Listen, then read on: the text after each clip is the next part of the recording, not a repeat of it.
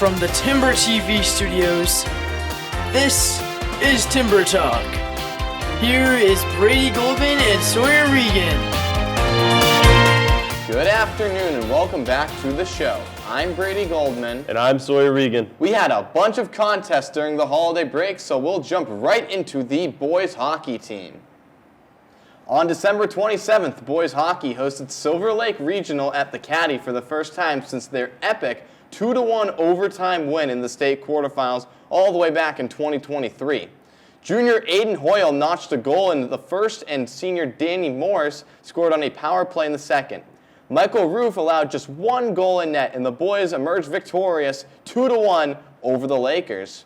Then on the 30th, it was time for the annual grudge match between Walpole and Norwood, one of the biggest rivalries in the state of Massachusetts. However, to Walpole's fortune, this was never really much of a match, as the Timberwolves got out to an early 3-0 lead in the second and eventually killed the Mustangs 4-1. This marked Walpole's second straight year of beating their arch nemesis. Those two results put the team at a strong 3-2 with two much-needed victories coming over the last week. Looking at the schedule ahead, the boys will hit the road this week with action against Wellesley and Brookline before returning home next week for a 2-game homestand. On the other side of the ice, girls hockey had 3 games over the holiday break. They first played Medfield on the 27th, where they would lose 5-2. They would then take on the Mustangs right after the boys did, but were not as lucky, losing 6-3. That would drop their record down to 1-4. Needing a big game to turn their season around quickly, the Lady Tims hosted Ursuline Academy at the Caddy on Saturday. Kate Schneider had 2 goals, along with Eva Karakalitis and Ella Dacey scoring. The Tims were up 4-3 late in the third, but another goal from the Bears forced OT. Neither team could score in the period, which resulted in a 4-4 tie for both teams. That moves the Lady Tims to 1-4-1 on the season after 2 defeats and 1 tie over the last week. They will take on Wellesley on the road before coming back to the Caddy to do battle with the Brookline Warriors Saturday afternoon. Boys basketball, after starting the season 3-0, had a tough test at home on Christmas Eve when they took on an undefeated Needham squad. Walpole trailed for the entirety of the game, yet kept fighting.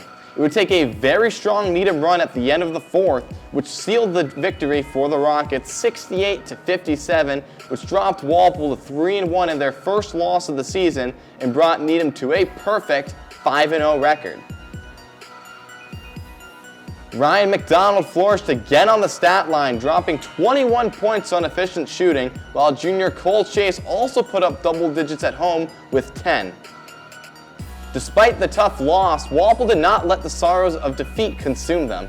They had a holiday break tournament at Milford High School and got 2 very huge victories against Burncoat High School and Medway. With those 2 wins, the boys improved to 5-1 and have already matched their win total from the previous season. Don't look now, but the Timberwolves on the hardwood are looking much more improved under head coach Scott Shaming and are building a winning culture yet again. Walpole has a very winnable game on Tuesday facing the 1-5 Wellesley High Raiders, and then will travel north to Brookline in a showdown with the 4-2 Warriors. Flipping to the girls, they also faced Needham on the 23rd, however they were on the road. Walpole brought this game to overtime, but clutch buckets from the Rockets secured them a 3-point win over the Timberwolves, which dropped the girls to 2-1 and left Needham still undefeated at 4-0. It could be safe to say that when these 2 teams meet again in the new gym on February 10th, it may very well decide the Herget division with the way these 2 squads have started the year.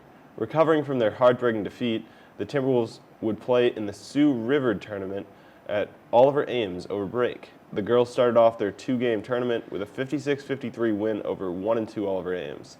They then would meet undefeated Bishop Fenwick in the finals, where both teams fought hard. It was a very low-scoring bout in the first half, as Bishop Fenwick led just 10-9 at the break. The scoring opened up a lot more in the second half, with both teams fighting to the very last possession. Walpole led 39-38 with just over a minute left, but the Crusaders would end up prevailing, winning by just 1 point, 40-39. Katie McDonald led the way with 14 points, while Bella Bingham had 11 in a tough loss. The girls to 3-2, but have had 2 losses decided by a combined 4 points against 2 teams that are currently undefeated. Their impressive contests have even put them at number 19 in the Boston Globe Eastern Mass Top 20. That will bring us to our feature game on Friday night, where it's the girls' home opener when they take on Brookline. These 2 teams met just once last year when Walpole got the better of them 48-43. The Warriors are currently 3-3, but will most likely come into this one at 4-3 since they are playing 0-5 Weymouth on Tuesday. The girls will hopefully play their final game in our old facility, as the new field house is scheduled as of now to open up next Friday night, just in time for their next home game. The game is at 6:30 with Brady and Owen on the call, so let's hope the girls can get a huge win. Walpole will also play Wellesley in a road doubleheader with the boys on Tuesday. The track team competed in the Boston Holiday Classic, Distance Classic, and Pentathlon, and the Frost Soft Meet. They saw PRs at a bunch of different events and multiple medals at the Holiday Classic and the Frost Soft Meet. They will look to Braintree this coming Thursday to continue their dual meet dominance in the pursuit of an undefeated dual meet season. Our very own Sawyer Regan set a new school record in the pentathlon, scoring 2,989 points. That is a lot of points, Sawyer. This is Sawyer's second school record, with him now holding the pentathlon school record in both indoor and outdoor track. And that's going to do it for us today. I'm Sawyer Regan. And I'm Brady Goldman. We'll be back here next week for more action on the winter season.